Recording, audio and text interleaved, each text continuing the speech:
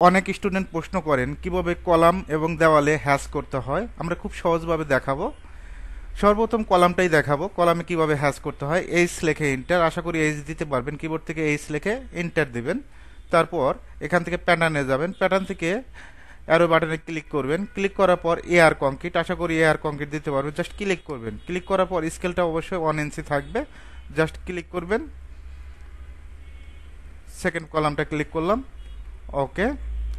আমি যদি আবার ক্লিয়ার করে দেই, এইচ লেখে ইন্টার দিবেন। কি লেখে ইন্টার? এইচ লেখে ইন্টার। অবশ্যই এয়ার কংক্রিট, স্কেলটা অন থাকবে।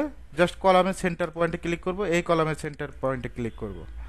এখন যদি আমরা 5 ইঞ্চি পার্টিশন ওয়ালে আমরা হ্যাশ করব, খুব সহজে কিন্তু হ্যাশ করতে পারবো। এইচ লেখে এন্টার।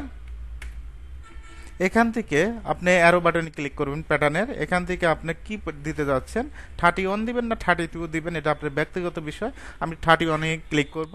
অবশ্যই স্কেলটা 15 হবে, 15 হবে। আমরা স্কেলটা শিওর থাকতে হবে। জাস্ট আমরা কি করব, এখানে একটা ক্লিক করব, এখানে একটা ক্লিক করব। ওকে। আপনি যদি অ্যাঙ্গেল দিতে চান, এই হ্যাশের অ্যাঙ্গেল, অবশ্যই অ্যাঙ্গেলটা সিলেক্ট করে দিতে হবে। আমি আবারও ক্লিয়ার করে দিচ্ছি। এই লেখে এন্টার, 31-এ ক্লিক করব। আপনি যদি অ্যাঙ্গেল দিতে চান, অ্যাঙ্গেলটা বাড়ায় দিবেন। আমি অ্যাঙ্গেল দেবো না, জাস্ট আমি 15 থাকবে। জাস্ট ক্লিক করবেন, এদিকে ক্লিক করবেন। জাস্ট ক্লিক, জাস্ট ইন্টার দিব।